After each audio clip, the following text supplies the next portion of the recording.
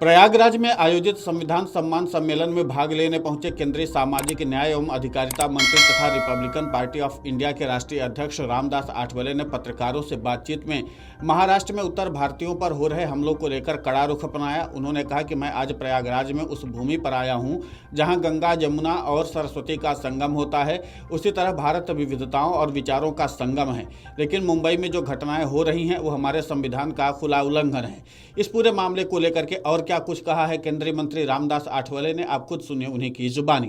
बाबा साहब अम्बेडकर जी ने देश का संविधान लिखा था ड्राफ्टिंग कमेटी के चेयरमैन के नाते, और इस संविधान का सम्मान हर राज्य में, हर देश में, हर व्यक्ति की तरफ से होना ही चाहिए।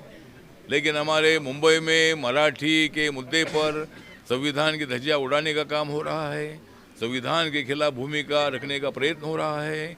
या मराठी भाषा का तो हर एक को अभिमान ही है, मराठी भाषा अपनी है ही है महाराष्ट्र के लोगों की। लेकिन मुंबई आर्थिक राजधानी है और वहाँ मराठी लोगों के साथ साथ नॉन मराठी लोगों का भी योगदान मुंबई के कैरेक्टर को बदलने के लिए, इकोनॉमिक कैपिटल बनाने के लिए उनका भी बहुत बड़ा योगदान रहा है।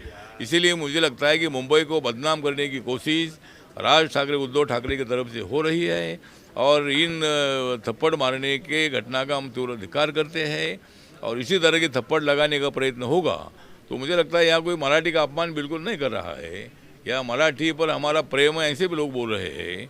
और जो नॉन मराठी लोग हैं उसमें 80% लोग मराठी बोलते हैं, लेकिन कुछ लोगों को अगर मराठी नहीं आती होगी तो उनको मराठी बोलने तो उनको थप्पड़ लगाएंगे।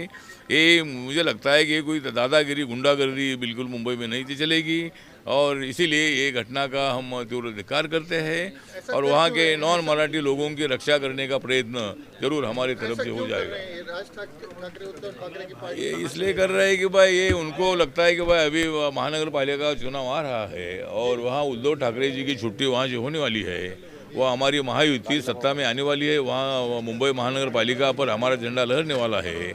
इसीलिए ये दो भाई कभी भी इकट्ठा ना आने वाले, ये दो भाई इकट्ठा आए हैं और महानगर पालिका को सामने रखकर मराठी वोटों को अपनी तरफ खींचने का प्रयत्न उनका है। लेकिन मराठी लोग हमारे साथ भी है, हमारे महायुति के साथ भी है, पूरा मराठी वोट उनको बिल्कुल नहीं मिलेगा और महानगर पालिका के चुनाव में उनको लगता है कि हमारा फ़ायदा होगा, लेकिन उनको बिल्कुल फ़ायदा होगा नहीं। महाराष्ट्र में दोनों एक साथ आए, लेकिन राज ठाकरे खाली भाषणबाजी करते, गुंडागर्दी करते हैं और वो कैंडिडेट खड़े करते तो उनका कैंडिडेट चुनकर आता नहीं है। उनके साथ कुछ लोग हैं, मतलब जो नौजवान लोग उनके साथ है, लेकिन वोट उनके पास नहीं है। उद्धव ठाकरे का जो वोट था वो पूरा खिसक चुका है।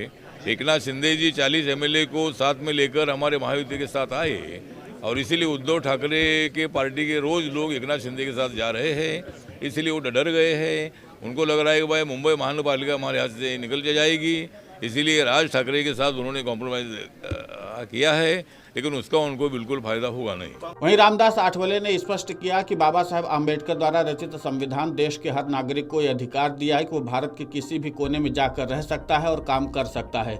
मुंबई में उत्तर भारतीयों पर हो रहे हमले न केवल असंवैधानिक हैं बल्कि देश की एकता और अखंडता के लिए खतरा हैं। उन्होंने चेताया कि महाराष्ट्र में यदि कुछ लोग दादागिरी कर रहे हैं तो यह स्वीकार नहीं किया जाएगा। उन्होंने कहा कि मुंबई में मराठी ही नहीं बल्कि 65 से 70% आबादी गैर मराठी भाषी लोगों की है, जिसमें हिंदी भाषी, गुजराती, बंगाली, बिहारी और दक्षिण भारतीय लोग शामिल हैं। इसलिए राज ठाकरे और उद्धव ठाकरे अगर एक भी हो जाएं तो भी बीएमसी चुनाव में उन्हें लाभ नहीं होगा। कुल मिलाकर के यह है कि रामदास आठवले ने साफ तौर पर बीएमसी चुनाव को लेकर के भी एक नई राजनीति की शुरुआत कर दी है और उन्होंने कहा है कि गैर मराठी भाषी लोगों की संख्या भी मुंबई में काफ़ी ज़्यादा है और जिसके नाते से बीएमसी चुनाव में उनको ज़्यादा सियासी तौर पर लाभ नहीं मिल सकता है। Video desk अमरउजाला.com।